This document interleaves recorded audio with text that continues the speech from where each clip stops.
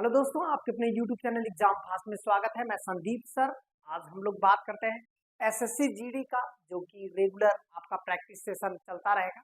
Objective SSC GD Uttar Pradesh police आने वाली जो भी वैकेंसियां हैं, लेखपाल और वीडियो जैसे छोटे एग्जाम के लिए ये पूरा का पूरा जो है आपका एग्जाम फास्ट यूट्यूब चैनल पे सभी कंटेंट बेहतरीन तरीके से बताए जाएंगे, जो कि प्रीवियस ईयर के कुछ क्वेश्चन भी इसमें सम्मिलित हैं। ठीक है, चलिए अब बात करते हैं हम लोग।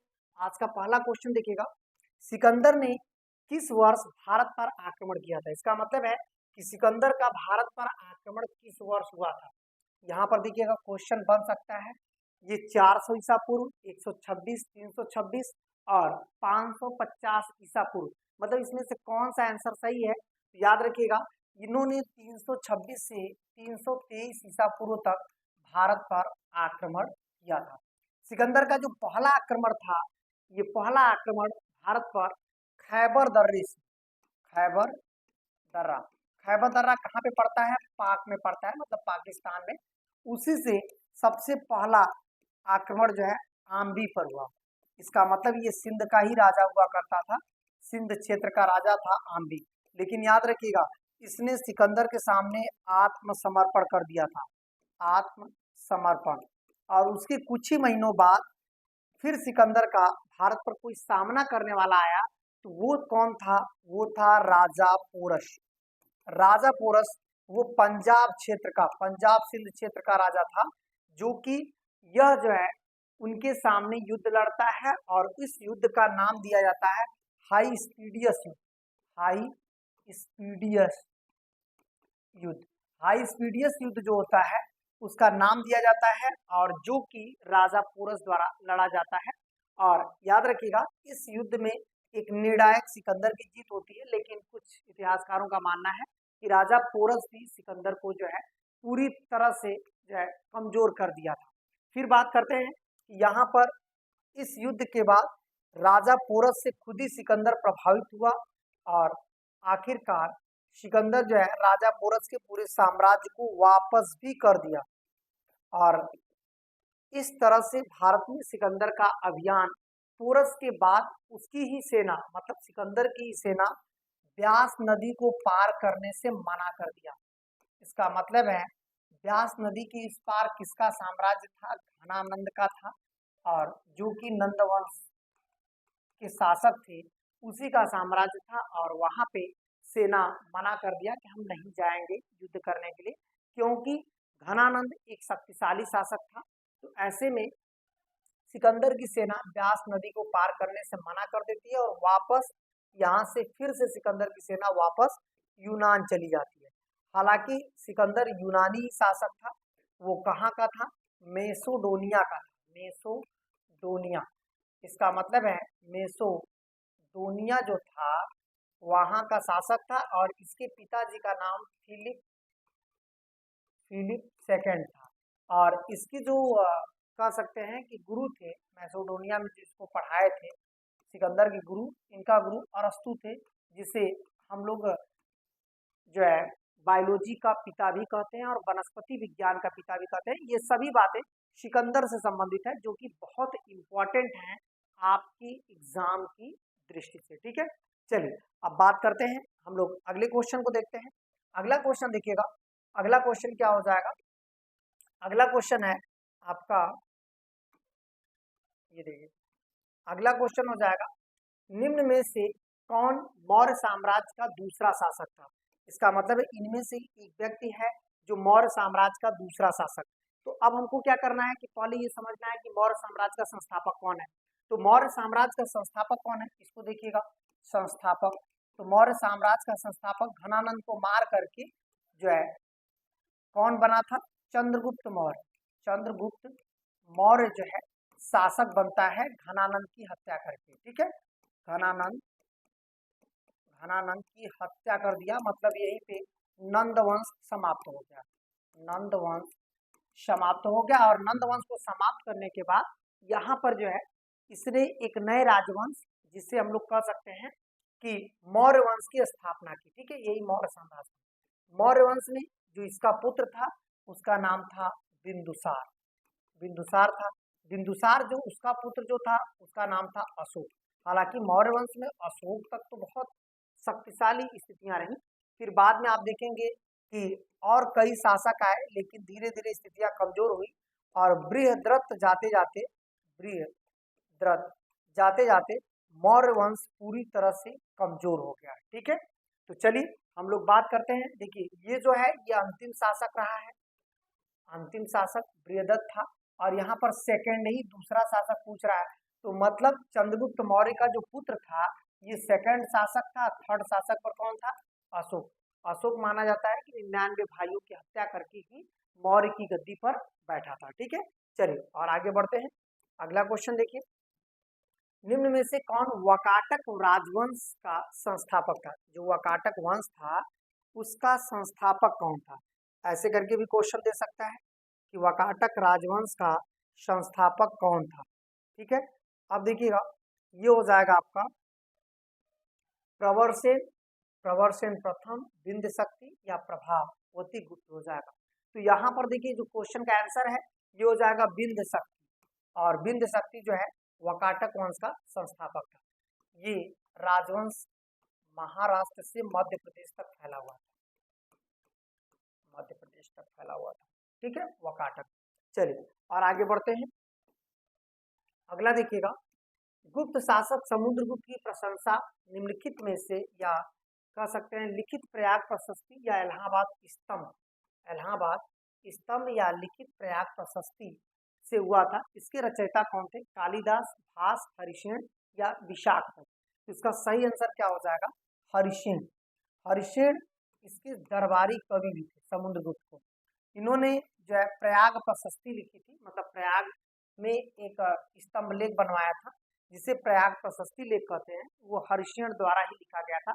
इसका मतलब है कि समुद्रगुप्त के बारे में जो जानकारी मिलती है इसी के राज कवि हरिसेन से ही पता चलता है, जो कि 2024 एसएससी जीडी में क्वेश्चन आया हुआ है।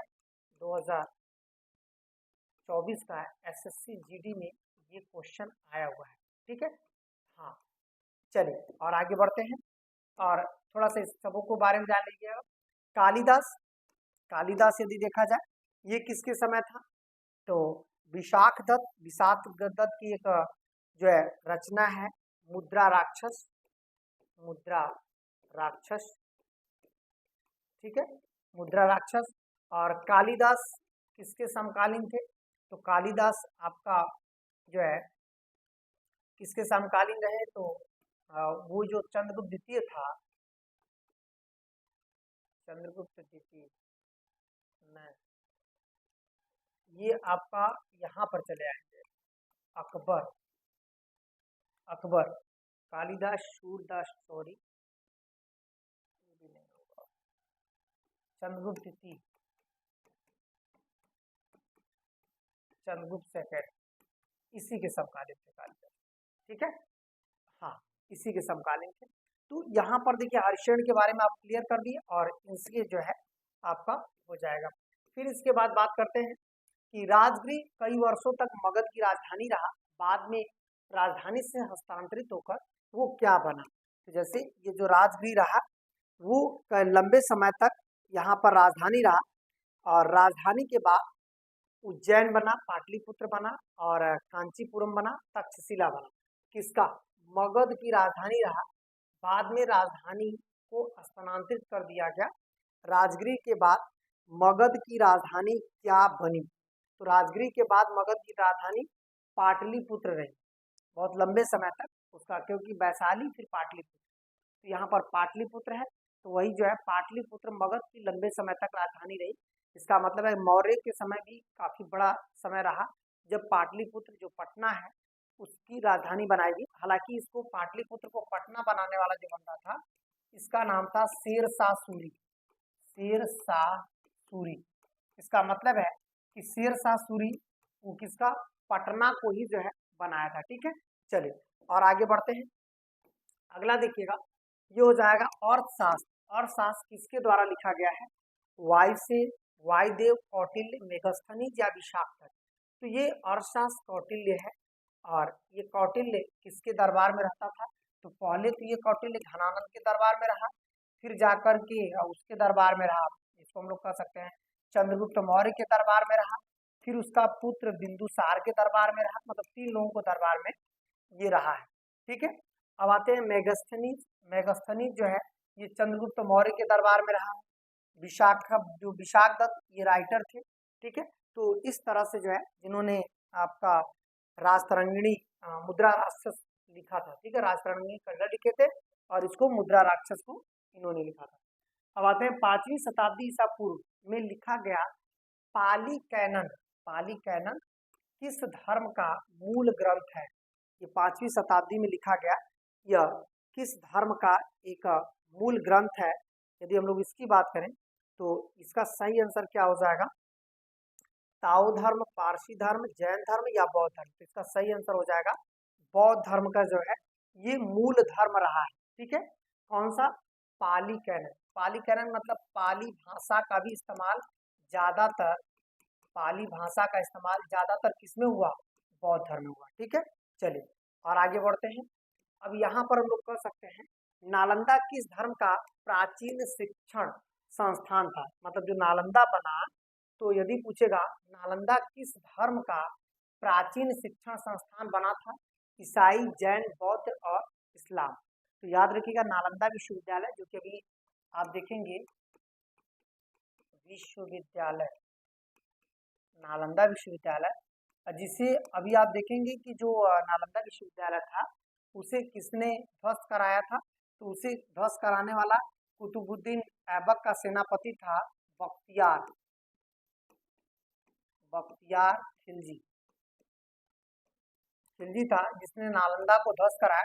उस समय वो बौद्ध विद्या का बहुत बड़ा केंद्र था। और याद रखिएगा ये बिहार में है ये विश्वविद्यालय, भारत का सबसे प्राचीन विश्वविद्यालय यही माना जाता है। ठीक है, चलिए और आगे बढ़ते हैं।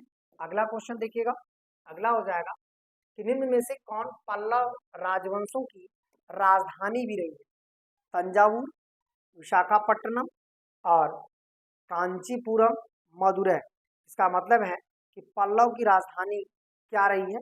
तो यहाँ पर हम लोग कह सकते हैं कि इसका सही आंसर मदुरै, सॉरी, इसका सही आंसर कांचीपुरम। कांचीपुरम जो है ये इनकी राजधानी रही है, किसकी? पल्लव राजवंश की। ठीक है, पल्लव राजवंश की जो राजधानी रही है ये कांचीपुरम। ये कहाँ पड़ता है?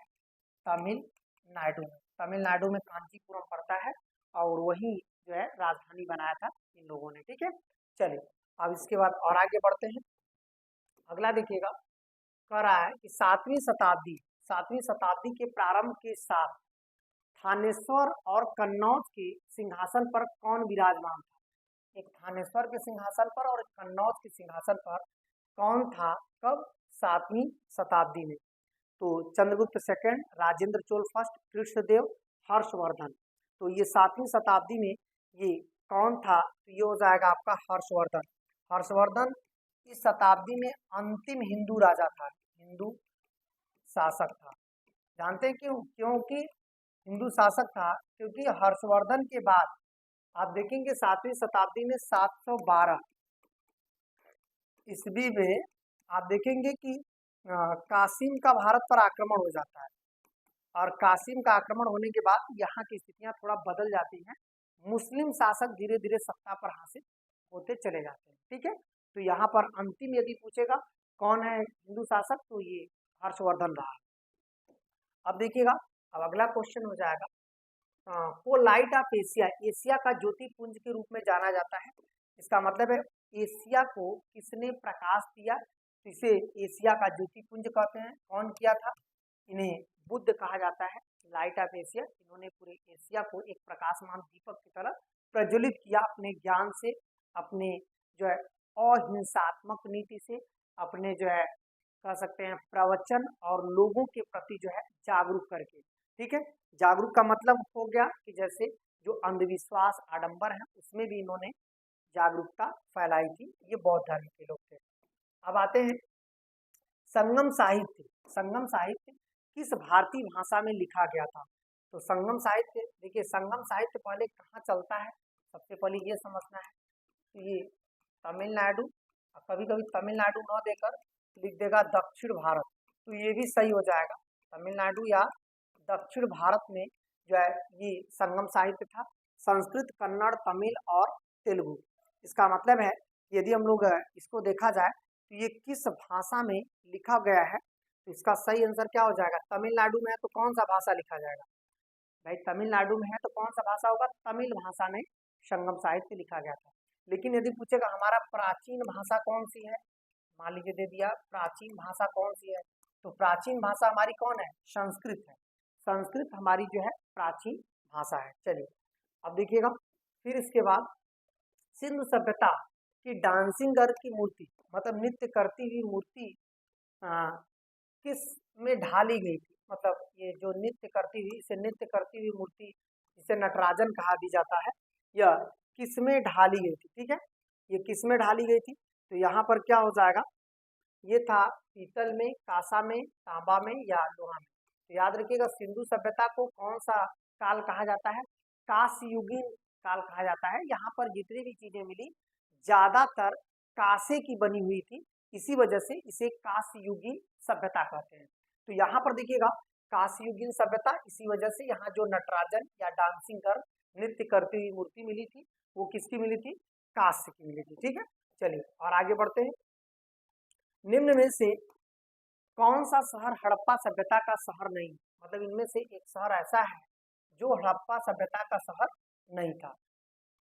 लोथल, आपका धौलावीरा, मेहरगढ़, सुतका के डोल। तो यहाँ पर मेहरगढ़, मेहरगढ़ याद रखिएगा ये किसका है? नवपाषाण काल और मध्य पाषाण काल। नवपाषाण काल में भी इसकी चर्चा हुई थी और मध्य पाषाण काल में भी इसकी चर्चा हुई थी, जहां से कृषि का प्राचीनतम साक्ष्य मिला था। कृषि का प्राचीनतम साक्ष्य। अच्छा, कृषि के साक्ष्य में यहाँ पर क्या मिला था? एक बातें और ध्यान देना है, यहाँ पर मिला था गेहूं और जौ के साक्ष्य मिले थे, और यहाँ पर जो है कच्ची ईंटों के घर मिले थे, कच्चे मकान मिले थे, यहाँ पर झोपड़ी मिली थी। इसका मतलब है कि इससे मालूम हो रहा था कि यहाँ पे लोग रह रहे थे और अपना खेती वगैरह कर रहे थे। तो इसे हम लोग सीधे तौर से मेहरगढ़ कह सकते हैं। ठीक है, चलिए और आगे बढ़ते हैं। अगला देखिएगा, निम्न में से कौन सा एक पाषाण सांस्कृतिक स्थल नहीं है? मतलब इनमें से कौन ऐसा है जो नवपाषाण काल का स्थल नहीं रहा है? तो ये देखिएगा यहाँ पर नवपाषाण का स्थल पूछ रहा है, कुंतासी। इसका मतलब है कि ये कुंतासी है, कि आपका कह सकते हैं कि कुंतासी, और फिर आपका बुर्जहोम, कोल्डिहवा और मेहरगढ़, ये नवपाषाण कालिक स्थल इसमें से कौन नहीं है? इसका सही आंसर क्या हो जाएगा? कुलतासी। ये भी एसएससी 2023 में पूछा हुआ है, तो ये एक इम्पॉर्टेंट पॉइंट बन सकता है फिर से रिपीट करने का। बाकी आप बुर्जहोम थोड़ा सा देख लीजिएगा कि कौन कहाँ कहाँ पर पाए गए थे। जैसे कुलतासी ये इसका था ही नहीं, इसको हटा दीजिए। बुर्जहोम ये आपका जेके में है, और कोल्डिहवा आपका यूपी में है, कोल्डिहवा प्रयागराज में। मेहरगढ़ ये आपका पीओके मतलब बलूचिस्तान में। ठीक है, चलिए और आगे बढ़ते हैं। यहाँ पर हो जाएगा मौर्य साम्राज्य की राजधानी कौन सी थी? जैसे मौर्य लोग जब शासन कर रहे थे तो मौर्यों की राजधानी क्या थी? तो इसमें कुशीनगर, वैशाली, इंद्रप्रस्थ या पाटलिपुत्र। तो मौर्य वंश की राजधानी जो है पाटलिपुत्र होती थी। इनके समय 5 राज्यों में डिवाइडेशन था, और जिसे हम लोग मध्य प्रांत कहते थे वही आपका पाटलिपुत्र हुआ करता था। ठीक है, चलिए और आगे बढ़ते हैं। अब देखिएगा ऋग्वेद को कितने मंडलों या पुस्तकों में विभाजित किया गया है? इसका मतलब मंडल और पुस्तकों में विभाजित किया गया है 10, 12, 5 और 7। तो ऋग्वेद में कितने मंडल हैं? 10 मंडल हैं और 1028 सूक्त हैं।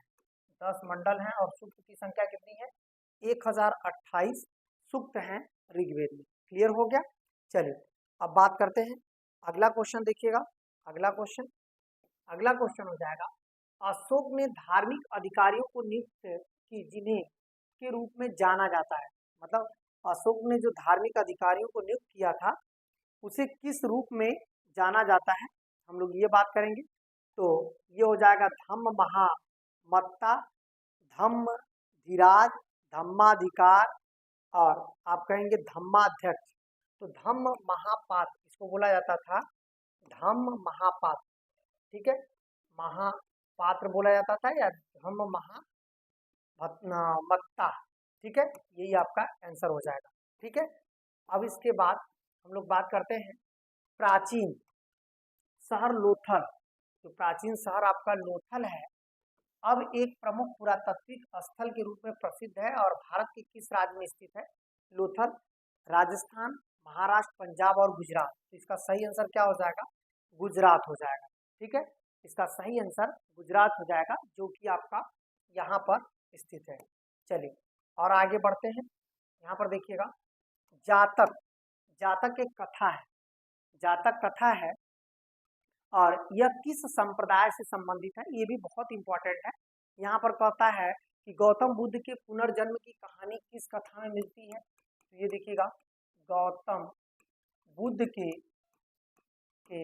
पुनर्जन्म की कहानी, पुनर्जन्म की कहानी किस कथा में मिलती है? तो ये हो जाता है जातक। पुनर्जन्म की कहानी किस में मिलती है? जातक। तो ये किस धर्म से है? तो ये बौद्ध धर्म से है। जातक कथा का संबंध किस धर्म से होगा? बौद्ध धर्म से हो जाएगा। ठीक है, तो आज का सेशन इतना ही है, फिर हम लोग फिर से मिलेंगे अगले सेशन में। ऐसे ही एसएससी जीडी का जितना भी आपको प्रैक्टिस कराया जाए आप लोग जरूर उसको देखिए, क्योंकि हमारे जो क्वेश्चन सिलेक्टेड हैं वो जरूर एग्जाम में आएंगे। और यदि पहली बार चैनल पे आए हैं तो वीडियो को जो है या चैनल को सब्सक्राइब कर लीजिएगा, वीडियो को शेयर करना और लाइक करना नहीं भूलना है। धन्यवाद।